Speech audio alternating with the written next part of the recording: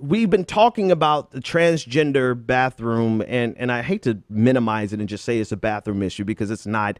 It's much more than that. It's just a basic human rights issue, and it's an issue that really is about the otherification of humans. And it's also an issue that intersects with religious zealotry and religious bigotry and the fear of people that you don't approve of, religiously speaking. And we've talked about this week. The Trump administration has rolled back some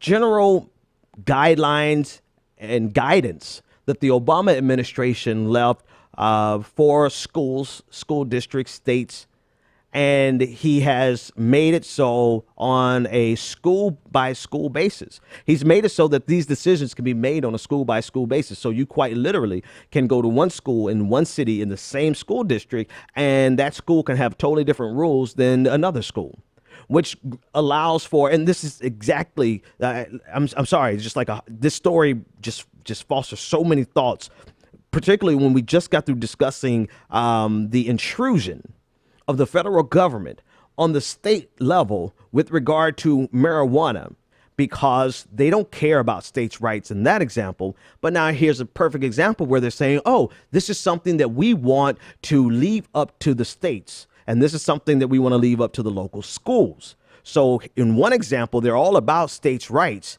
And then in another example, they're completely forgetting, don't even care about states' rights. And it's always falling on the side of what is in their ideological,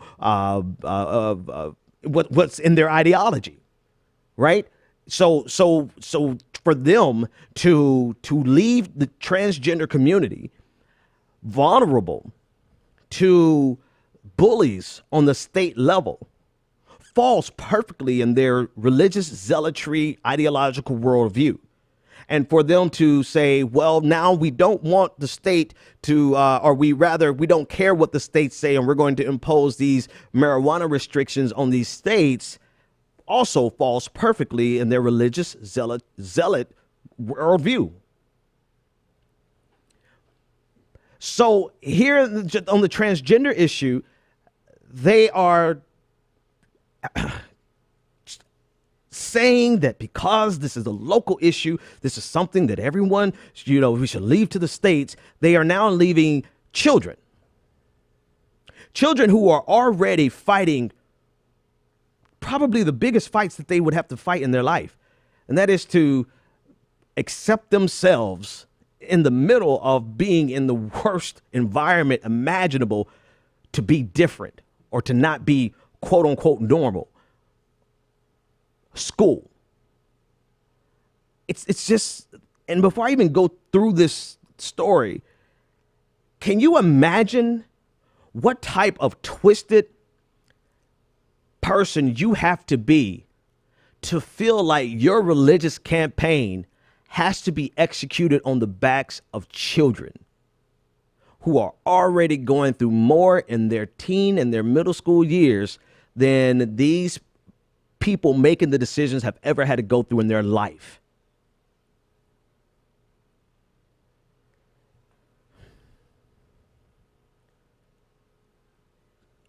These people are cowards. These politicians are cowards. They could not survive half a day living in the ridicule and the scorn and the idea or the sensation or the feeling that no one cares about you, no one loves you. Not only do they not care about you and they don't love you, but they're hostile towards you because of your sexual orientation in some cases and your gender identification in others.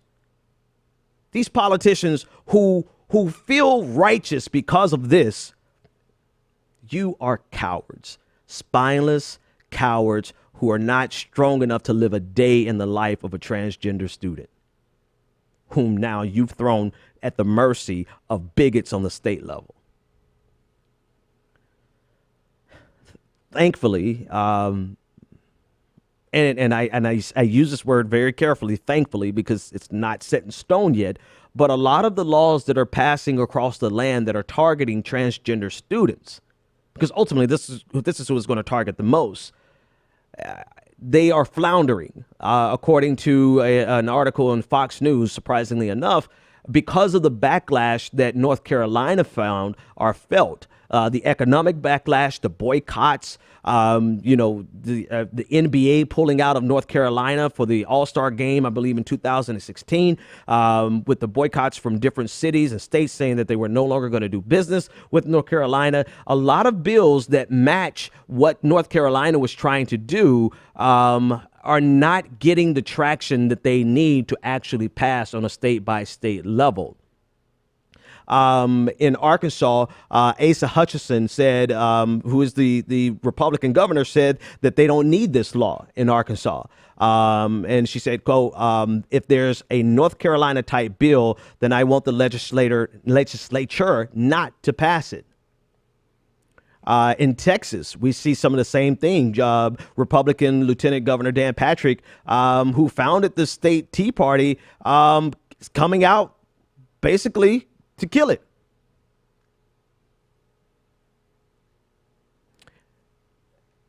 In Virginia, South Dakota, and Wyoming, some of the same things. And so I still use this phrase very, very carefully to say that this is a good thing because it's not a thing yet. It's just something that's being signaled on a state-by-state level because of the backlash that North Carolina suffered. It still remains to be seen if this is the case. And actually, I think I spoke incorrectly. It's not that Lieutenant Governor Dan Patrick of Texas came out against it. It's actually he came out in favor of it, but he's facing serious backlash. So in the midst of this onslaught, and again, the thing I can't get over the most is that this is considered to be a crusade by Christian politicians, and it's a crusade against predominantly children. I hope they feel as insignificant and cowardly as they are. I hope that when they go home and they look in the mirror that they are as insecure and cowardly and broken by the disgusting person that they are. When they look in the mirror, I hope they look in the mirror and question their own existence, because they feel like the way for them to carry out their crusade is to do it on the backs of children who are in the most tumultuous time of their life. I was reading some statistics where they say a third of transgender students refuse to eat at school, and they refuse to drink at school because they want to avoid even having to use the bathroom throughout the school day. I want you to think about that stuff. Think about that. They are so terrified of having to use the bathroom that they would rather not eat or drink throughout the day. And in the midst of this, you have people who are free to be anything they are. They want to be there. They have no problems because they are straight. They have no problems because they're not transgender. They have nothing to worry about in the day except for what type of clothes they wear and whether they're popular or not. And their parents are the same way. They have nothing to worry about, but they're looking at this most marginalized group of Americans and feel as though their crusade should be waged against them. And they feel like, and I was reading on Twitter today where people are like, they feel it's weird. It's weird or American society is trying to make it weird for you to be heterosexual and cisgender.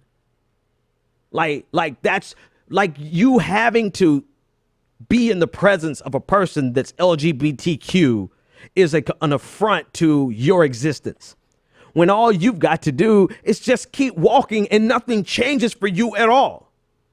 Meanwhile, you have students who are too terrified of using the restroom, too afraid to go to the bathroom, so much so that they avoid eating and drinking during the day.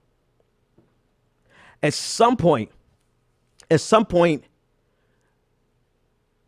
you've got to you have to confront your own bigotry. You have to look at yourself. And I'm not talking about those people who are lost and we'll never get them. We'll never be able to reach the religious zealots. We'll never be able to reach those that thou dost protest too much.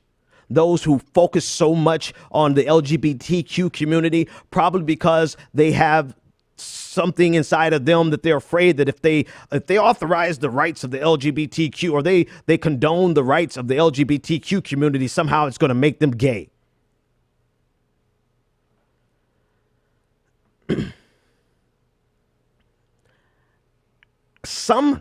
At some point, you've got to grow the hell up and realize that people just want to be able to exist and exist in public without having to hide or having to live underneath the condescending, vengeful, and wrathful religious gaze of religious bigots. The Constitution says that they should be able to do that. But apparently, we've got to keep fighting to remind or to inform these people that the Constitution is for more than just straight, white Christian men.